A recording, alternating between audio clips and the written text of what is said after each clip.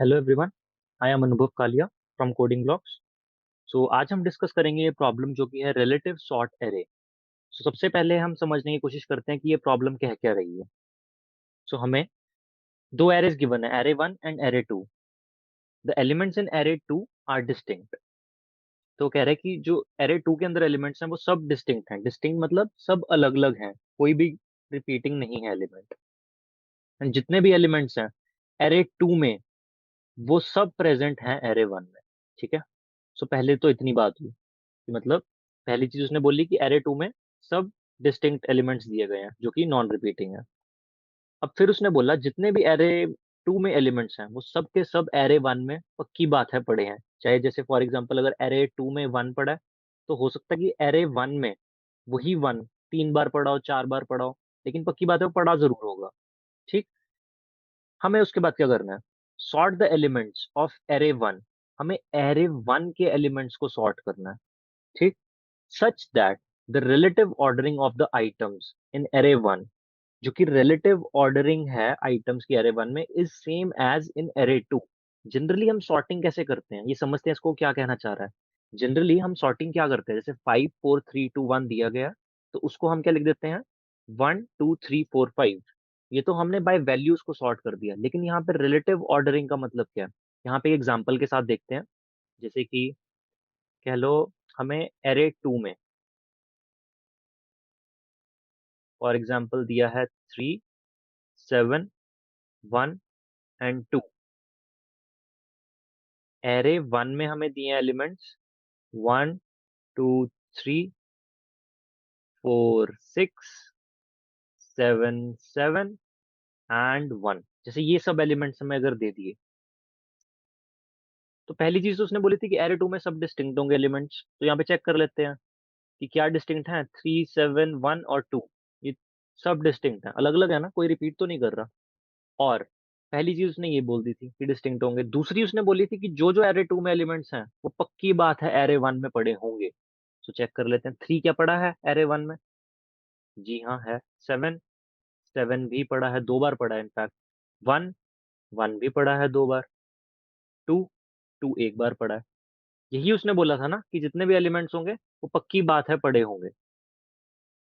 अब हमें अगर इसकी सॉर्टिंग करनी है तो सॉर्टिंग रिलेटिव ऑर्डरिंग में करनी है। उससे पहले जरा एक और चीज हम पढ़ लेते हैं क्वेश्चन में जो दे रखी है कि sort the elements of an array 1 such that relative ordering of the items in array 1 is same as array 2। दूसरी चीज, elements that do not appear in array 2, जो कि array 2 में नहीं है एलिमेंट्स और वो जो appear हो रहे हैं array 1 में, उनको क्या करना है, should be placed at the end। उनको उठाना है और एंड में डाल देना है ऑफ array 1। एंड किस ऑर्डर में, असेंडिंग ऑर्डर में। मतलब सबसे पहले हम इसको मार्क कर लेते हैं। जैसे 3 7 1 2 है तो 1 2 3 ये एलिमेंट्स पड़े हुए हैं और 7 7 1 ये एलिमेंट्स पड़े हुए हैं। लेकिन ये 4 और 6 नहीं पड़ा हमारे पास, तो इसको क्या करेंगे, उठाएंगे, लास्ट में डाल देंगे। और किस ऑर्डर में, आपस में ये असेंडिंग ऑर्डर में हो, तो ये तो पहले से ही ऑलमोस्ट असेंडिंग में है। तो नया क्या बनेगा, हम लिख के देखते हैं। रेड वालों को पहले मैं लिख देता हूँ, 1 2 3 एंड उसके बाद 7 7 1 लिख दिया। अब लास्ट में हमें लिखना था 4 और 6 को असेंडिंग ऑर्डर में, लेकिन ये पहले से ही असेंडिंग में थे। अगर 6 4 होता तो 4 और 6 लिख देते, लेकिन ये पहले से ही 4 6 था। सो हमने इसको इस तरीके से लिख दिया। अब ये सब एलिमेंट्स की ऑर्डरिंग उसने बोला कि हमने इसको सॉर्ट करना है, लेकिन रिलेटिव ऑर्डरिंग से। मतलब ये वाली नॉर्मल सॉर्टिंग नहीं करनी जो कि है 1 1 2 3 7 7 फिर लास्ट में लिख दो 4 6। ये तो हमने जो आज तक करी है वो वाली है। लेकिन रिलेटिव ऑर्डरिंग मींस कि जो 3 है वो 7 से पहले आए, 7 है 3 के बाद आए, लेकिन 1 और 2 से पहले आए। तो इसका आंसर जैसे क्या बन सकता है, इसकी अगर रिलेटिव ऑर्डरिंग में अगर हम सॉर्टिंग करके देखें तो ये बन सकती है कुछ कुछ कि 3 एक बार आ रहा है तो एक बार लिख दिया। उसके बाद क्या नेक्स्ट एलिमेंट आ रहा था, जैसे 3 एक बार आया तो हमने यहाँ पर एक बार लिख दिया। अब नेक्स्ट एलिमेंट पर चलते हैं, 7। 7 पर जब हम आते हैं तो 7 देखते हैं कितनी बार आता है, तो 2 बार आ रहा है, 1 और 2, तो 7 को फिर 2 बार लिख दो। उसके बाद चलते हैं नेक्स्ट एलिमेंट पे, 1, 1 को काउंट कर लेते हैं कितनी बार आ रहा है, 1 2 बार आ रहा है, तो फिर से 1 और 1 लिख दिया। देन लास्ट में क्या हुआ, एक एलिमेंट बच गया था, 2, ठीक? तो 2 को काउंट कर लेते हैं कितनी बार आता है, 2 सिर्फ और सिर्फ एक बार आता है। ये तो हमने रिलेटिव ऑर्डरिंग से इसको सॉर्ट कर दिया। अब आप चेक करके देख लो कि 1 जो है हमेशा 3 और 7 के बाद आएगा और 2 से पहले आएगा। ऐसा ही तो हो रहा है ना? जब ये सब चीज़ हो गई, तो जो एलिमेंट्स प्रेजेंट नहीं थे, जो कि थे 4 और 6, उनको बस लास्ट में लगा दो असेंडिंग ऑर्डर में। इतना क्लियर हुआ? तो मतलब हमारे पास अप्रोच बन के क्या आ रही है कि पहला स्टेप है हमारा सेग्रीगेट,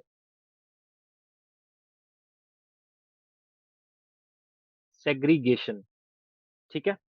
सेग्रीगेशन किन 2 पार्ट्स में, कि कौन-कौन से प्रेजेंट है और नॉट, प्रेजेंट या नॉट प्रेजेंट, है ना? पहले तो हमने सेग्रीगेशन कर दी। दूसरा, जो-जो एलिमेंट्स प्रेजेंट वाले में हैं, उनको रिलेटिव ऑर्डर में सॉर्ट करना है, ठीक? रिलेटिव ऑर्डर में किस तरीके से सॉर्ट करना है? अब हमें जैसे हमने प्रोसेस हम कर रहे थे इसका, हम ऐसे ही तो चल रहे थे कि सबसे पहले जब 3 पे जाके हम खड़े हुए, तो 3 की कितने काउंटिंग है? कितनी बार 3 रिपीट हो रहा है अरे 1 में? तो वो हो रहा था 1 बार, तो हमने यहाँ पर सिर्फ़ और सिर्फ़ 1 बार 3 को लिख दिया। नेक्स्ट एलिमेंट पे चले जाते थे फिर 7, 7 का काउंट कर लेते थे कि भाई 7 कितनी बार आ रहा है? 7 का फिर हम चेक करते थे, जैसे 2 बार आ रहा है, 2 बार लिख दिया। देन फिर जाते थे 1 पे, 1 भी सिमिलरली 2 बार आता था। तो करना क्या है, मतलब हमें काउंट मेंटेन कर कर चलना है, और जब हमें काउंट मेंटेन करके चलना है तो मतलब जो प्रेजेंट वाले हैं उनका काउंट मेंटेन करना है, तो उसके लिए हम क्या यूज करेंगे, हैश मैप। हैश मैप में ही तो इजीली हम काउंट मेंटेन करके रख सकते हैं हर एक इंडिविजुअल इंटीजर का, कि वो कितनी बार अकर हो रहा है। तीसरी चीज थी कि जो नॉट प्रेजेंट वाले हैं, जो नॉट प्रेजेंट वाले हैं उनको एक अलग जगह पे रख लेंगे। तो अलग जगह पे कहाँ पे रखें, जैसे कि कह लो एरे लिस्ट में रख देंगे उनको। ठीक, एरे लिस्ट में क्यों? क्योंकि हमें पता नहीं ना टोटल काउंट कितना है उनका। रादर देन पहले काउंट करना फिर फिक्सेटेड साइज देना, तो उस चक्कर में ना पड़ने के बजाय सीधा एरे लिस्ट में स्टोर करवा देंगे। ठीक, इतना हुआ। तो नॉट प्रेजेंट वालों को सॉर्ट कर देंगे, लास्ट में लगा देंगे। ये हो गए नॉट प्रेजेंट, एनपी के नाम से, नॉट प्रेजेंट वाले। और जो प्रेजेंट वाले होंगे उनको हम क्या करेंगे, उनको भी एक एरे लिस्ट में डालना शुरू कर देंगे। कैसे? जैसे 3 है, सबसे पहले 3 पे जाएँगे, 3 के जितने भी होंगे फॉर एग्ज़ाम्पल जितने भी आए 3 डाल दिए। उसके बाद फिर 7, 7 मान लो 2 आ गए, 2 डाल दिए। फिर 1 थे, 1 आ गए 5, 5 डाल दिए। फिर 2 था सिर्फ़ और सिर्फ़ 1 बार, 2 एक बार डाल दिया। फिर इन दोनों एरे लिस्ट को कंबाइन करेंगे और रिटर्न टाइप हम चेक करते हैं कि हमारे आंसर में क्या दी हुई है। रिटर्न टाइप ज़रूर देखनी है। रिटर्न टाइप दिया हुआ है इंटीजर एरे की फॉर्म में रिटर्न करना है। तो बस कुछ नहीं करना, इसको हम दोनों एरे लिस्ट को जोड़कर एक नया एरे रिटर्न करा देंगे। सो लेट्स सी, एक बार हम इसको ड्राई रन करके देख लेते हैं। एक जो ऑलरेडी हमें गिवन टेस्ट केस है ना, उस पर हम एक बार ड्राई रन करके देखते हैं इसको। सो जैसे हमें ये गिवन है, एरे 1 में ये है एलिमेंट्स और एरे 2 में, ठीक है।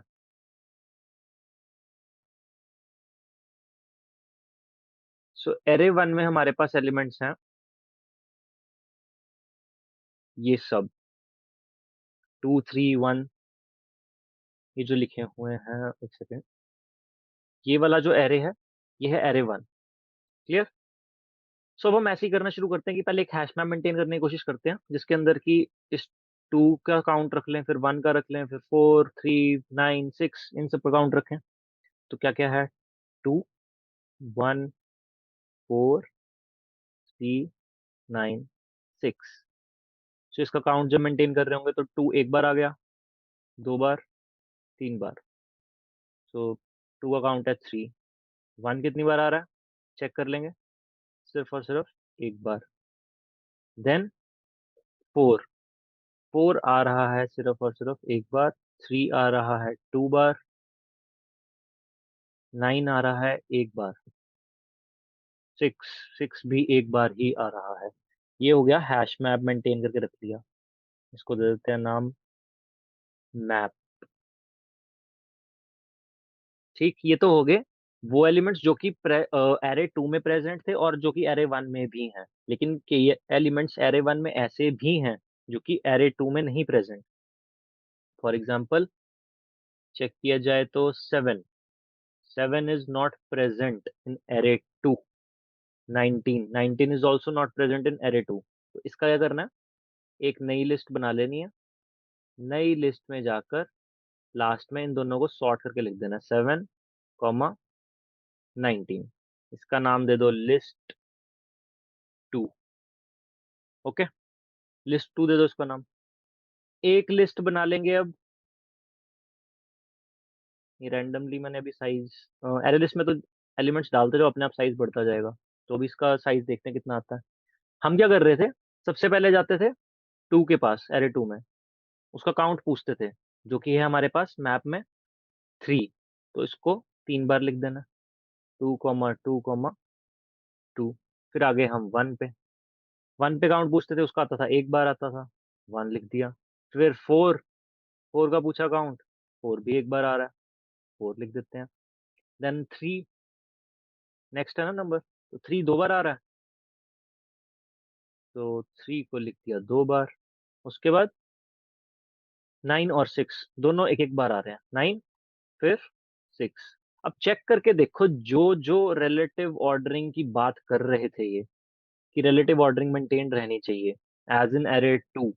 सो चेक करके देखो सेम ही तो आ रही है। अगर जैसे 4 को चेक करें तो is it always coming after 2 and 1? तो बिल्कुल सही है, 2 और 1 से बाद में आ रहा है। कोई और रैंडमली उठा लो, 9, 9 क्या 6 से पहले आ रहा है और 2 1 4 3 के बाद? तो बिल्कुल सही बात है, 9 भी यहाँ पर देखो ऐसे ही आ रहा है। तो यहाँ से हमने समझ लिया कि रिलेटिव ऑर्डरिंग हम कैसे मेंटेन कर सकते हैं। क्लियर? सो फिर से एक बार ब्रीफली स्टेप्स में बता देता हूँ। पहला सेग्रीगेट, किसमें कि प्रेजेंट है या नॉट प्रेजेंट। फिर जो प्रेजेंट वाले हैं, प्रेजेंट वालों का हम क्या निकाल लेंगे, काउंट। पहला स्टेप सेग्रीगेशन। दूसरा प्रेजेंट और नॉट प्रेजेंट। थर्ड, फिर हमने हैश मैप के अंदर स्टोर कर लेना काउंट। अब आप पूछोगे हैश मैप पे क्यों करना है? हैश मैप से कॉम्प्लेक्सिटी कम हो जाएगी ना, क्योंकि अगर आप एक एलिमेंट पे जाकर खड़े हुए 2 पे, उसको काउंट आपने करना शुरू करा इस एरे के अंदर, आप आगे आगे आगे आगे चलते जाओगे, आपकी इसके अंदर कॉम्प्लेक्सिटी क्या आएगी, ऑलमोस्ट ओ ऑफ जो भी साइज होगा इस एरे 1 का, इफ से इट्स एन, तो ओ ऑफ एन रहेगी। एरे 2 का अगर साइज है एम, तो आपकी कॉम्प्लेक्सिटी क्या बनेगी, अगर हर एक एलिमेंट को फाइंड करना है तो एम क्रॉस एन में बन जाएगी ना, एम क्रॉस एन। तो एम क्रॉस एन की बजाय हम अगर डायरेक्टली इसको सिर्फ ओ ऑफ एन के अंदर कर सकते हैं, तो क्यों ना करें? ठीक बात। तो इसीलिए हम यहाँ पे यूज करेंगे hash map. Hash map for counting कर दिया, हैश मैप काउंटिंग कर दिया, प्रेजेंट नॉन प्रेजेंट कर दिया। चौथा क्या, क्रिएट 2 लिस्ट्स, 2 लिस्ट बना देनी है। उसके बाद लिस्ट 1 में जैसे हर एक एलिमेंट पर जाते थे और उसका काउंट प्रिंट करवाते थे, वो करना है। लिस्ट 2 में उसको नॉर्मली सॉर्ट कर देना है, जो जो एलिमेंट्स नहीं प्रेजेंट। लास्ट स्टेप क्या था, 5, just merge them, merge list 1 plus list 2 and return array.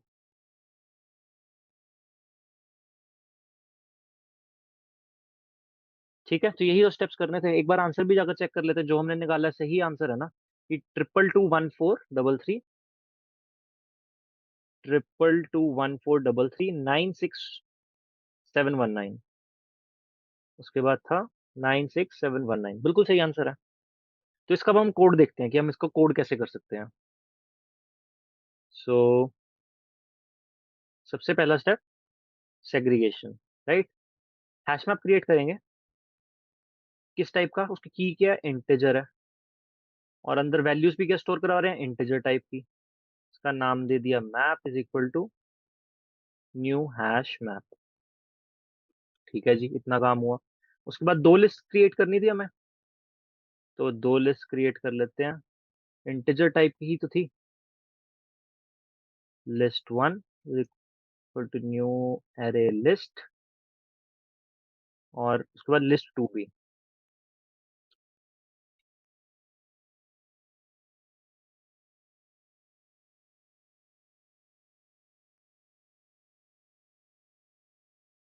दो लिस्ट हमने कर दी क्रिएट। अब हम क्या करते हैं, सिर्फ और सिर्फ एरे टू पर आइटरेट करते हैं। Int i is equal to 0, array two dot length and i plus plus. Simply करेंगे कि मैप में वैल्यूज डालना शुरू कर देंगे कि इनिशियली काउंट क्या था हर एक एलिमेंट का, जो जो एरे टू में प्रेजेंट था, 0 ही तो था। अभी इसको इनिशियलाइज कर रहे हैं ताकि हम एरे वन पर आइटरेट कर सकें। So array two of i comma 0। Initially तो सब जितने भी एलिमेंट्स थे एरे टू में सबका काउंट 0 होगा, ये हमने कर दिया इनिशियलाइज। अब हम चलाते हैं ये for loop array one dot length तक, और ये है एरे वन के ऊपर अब हम ये आइटरेट कर रहे हैं। ध्यान रखना इस चीज का। तो जब एरे वन पर हम आइटरेट कर रहे हैं, हम चेक करेंगे कि क्या, एरे वन में ये तो कर रहे थे कि क्या पहली बात है अगर किसी भी एलिमेंट पर हम खड़े हो जाते हैं, जैसे ये 6 पर खड़े हो गए, तो क्या ये 6 पहली बात है प्रेजेंट है या नहीं है। अगर तो प्रेजेंट है तभी उसका काउंट बढ़ाएंगे ना, नहीं तो क्या करेंगे, जो लिस्ट टू थी उसमें डाल देंगे। लिस्ट टू क्या थी, जिसमें कि रिमेनिंग एलिमेंट्स थे।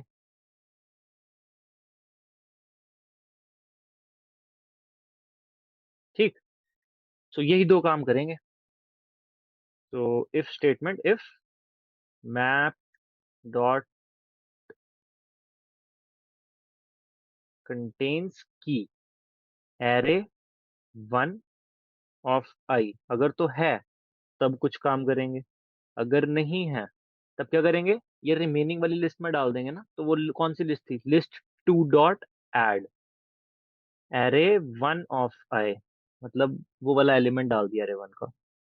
ठीक, लेकिन अगर प्रेजेंट है तो देन मैप डॉट पुट, एक पहले इंट वैल के नाम से निकाल लेते हैं कि पुराना काउंट क्या था, previous count is equal to map dot get array one of i. एक नया जस्ट वेरिएबल बनाया, एक ही लाइन में भी लिख सकता था, पर ताकि थोड़ा बढ़िया से विजिबल हो, इसीलिए एक वेरिएबल बना दिया। So map dot put array one of i is the key, and क्या करना है, प्रीवियस काउंट प्लस वन कर देना है। एक काउंट अब बढ़ा देंगे ना। ठीक है, कितना कर दिया। अब हम चेक करते हैं कि हमारा पहला काम हो गया सेग्रीगेशन।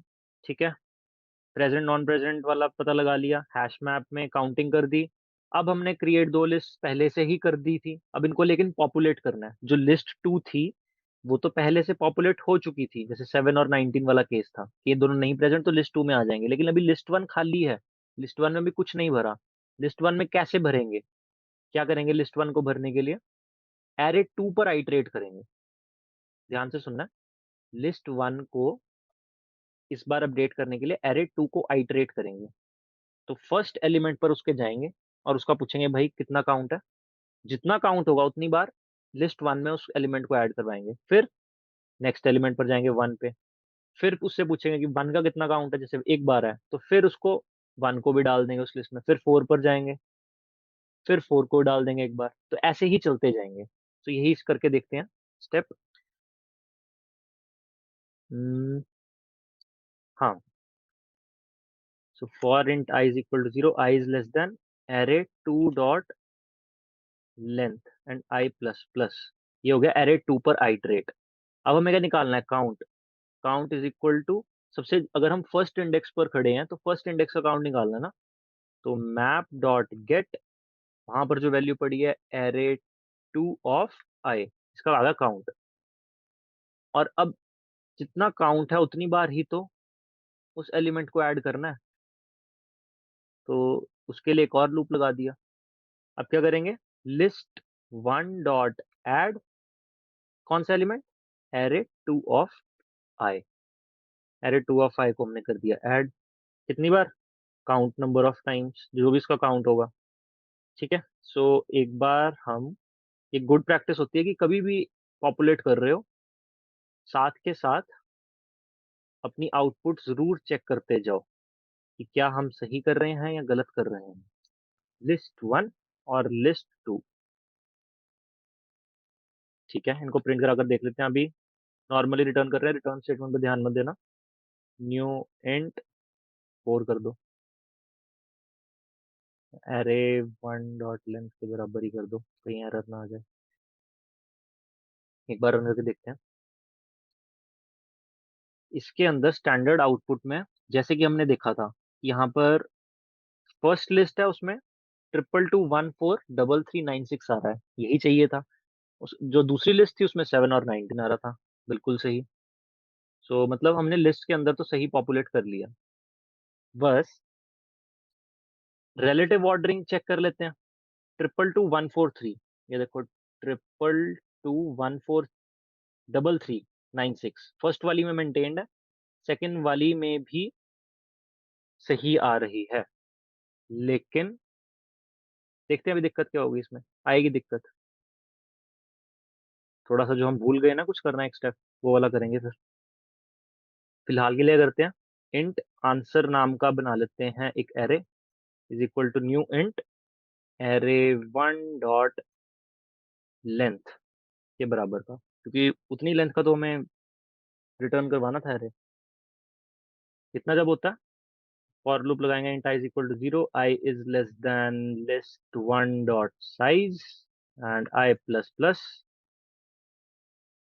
क्लियर। इतना होने के बाद हम करवाएंगे answer of i is equal to list one dot get i. ये चीज हुई, पहले लिस्ट वन सारी की सारी अपेंड करवा दी, अपेंड नहीं मतलब उसके सारे एलिमेंट्स लिस्ट वन के उठा उठाकर एरे में डाल दिए। एंड उसके बाद int i is equal to 0, i is less than list two dot size and i plus plus. लेकिन आंसर पहले ही कहाँ तक भर चुका है, लिस्ट वन डॉट साइज तक। तो इसको आंसर ऑफ इस बार आई नहीं करेंगे, answer of i plus list one dot size करेंगे, is equal to list two dot get i. क्योंकि लिस्ट टू तो 0 से ही स्टार्ट हो रही है ना, ये इसमें कंफ्यूज नहीं होना। इसको एक बार चेक करना ध्यान से कि क्यों लिखा है ऐसा। तो ये चीज हुई, बस हमने लास्ट में इसको आंसर को रिटर्न करवा देते हैं। तो अभी हर किसी टेस्ट केस पे तो नहीं चलेगा ये, उसका भी देखेंगे फिर रीजन कि क्यों, क्या हम भूल गए थे ऐसा। देखो फर्स्ट वाले पे सही चल रहा, लेकिन सेकंड वाले पे नहीं सही चल रहा। क्यों नहीं सही चल रहा, ध्यान से देखा जाए तो ये 44 और 17 हमारी आउटपुट आ रही है, लेकिन एक्सपेक्टेड है 17 और 44। ध्यान से पढ़ें अगर क्वेश्चन, तो जो इसने बोला है कि elements that do not appear in array 2 should be placed at the end of the array 1 in ascending order. हमने असेंडिंग ऑर्डर तो कहीं पे किया ही नहीं। तो एक छोटा सा स्टेप लगेगा, क्या करेंगे उसमें, collections dot sort, list two को सिंपली सॉर्ट कर देंगे, असेंडिंग ऑर्डर में होगी ना। अब देखते हैं, अब सही आएगा नहीं आएगा, बिल्कुल सही आ रहा है। सबमिट करके देखते हैं। सो ये थी आज की प्रॉब्लम। तो इसकी अगर हम टाइम कॉम्प्लेक्सिटी एनालाइज कर कर देखें, तो इसकी टाइम कॉम्प्लेक्सिटी क्या रहेगी। पहली बात, हमने स्टेप्स को एनालाइज करते हैं फटाफट। सबसे पहले क्या किया, सेग्रीगेशन, उसमें भी हमने एक बार ही ट्रेवर्स किया। ठीक, ओ ऑफ एन। यहाँ पे क्या किया, प्रेजेंट नॉन प्रेजेंट वगैरह वाला में ये भी दो में जो तोड़ा था, लिस्ट के अंदर ओ ऑफ एन ही था। हैश में आपको बिल्ड करने का क्या था, टाइम कॉम्प्लेक्सिटी। जो एरे वन की लेंथ थी, अगर एरे वन की मैं लेंथ ले रहा हूँ एन, और एरे टू की मैं लेंथ ले रहा हूँ एम। ठीक। सो यस, ठीक है। तो अब क्या करेंगे, हैश में आपको बिल्ड करने का क्या था टाइम? ओ ऑफ एन, क्योंकि हर एक इंडेक्स पर जाते थे, वो बड़ा होता था तो ऐड करते थे, नहीं करते थे। ठीक है, तो हर बार एक एलिमेंट पे जाएंगे ना, साइज था टोटल एन, वो कर दिया।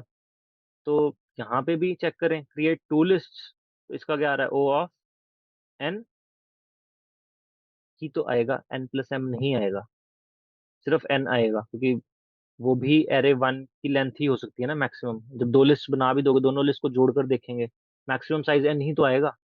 इसको मर्ज करना है, वो भी ओ ऑफ एन। ठीक, ये भी ठीक है, ये भी ठीक है, ये भी ठीक। प्रेजेंट और नॉट, इसकी तो ओ ऑफ वन होगी ना, ये गलत लिख दी हमने। कि सिंपली तो इफ स्टेटमेंट में हम चेक कर रहे थे, ओ ऑफ वन, इसका टाइम कॉम्प्लेक्सिटी सेग्रीगेशन, ये तो वैसे समझाने के लिए था, कोई स्टेप नहीं है। ठीक है, सो ओवरऑल टाइम कॉम्प्लेक्सिटी सी कितनी निकल के आ रही है? कि जो टाइम कॉम्प्लेक्सिटी है array, total number of elements in array one is equal to the time complexity of this problem. और एक और चीज थी, एक और चीज हमने मिस कर दी, जो कलेक्शंस डॉट सॉर्ट लगाया था। देखा, यहाँ पे गलती कर दी। कलेक्शंस डॉट सॉर्ट जो हमने लगाया था एम पे, वो भी तो ऐड होगा। तो मतलब टोटल टाइम कॉम्प्लेक्सिटी क्या निकल के आएगी? O of n plus O of m, not necessarily m, पर जैसे पूरी लिस्ट में अगर एन एलिमेंट्स दिए गए हैं, उसमें से कुछ एलिमेंट्स जो होंगे वो नहीं प्रेजेंट होंगे, तो इन्हीं को तो सॉर्ट करेंगे। तो अगर ये एलिमेंट्स हुए एक्स, तो total complexity becomes O of n plus O of x log of x. So ऐसा सा कुछ बनेगा। क्लियर? सो आई होप कि प्रॉब्लम आपको क्लियर है। सो एक बार रन कर देखना, नहीं होता तो सॉल्यूशन देखना कि किस तरीके से हमने किया। सो आज के लिए इतना ही, मिलते हैं नेक्स्ट वीडियो में।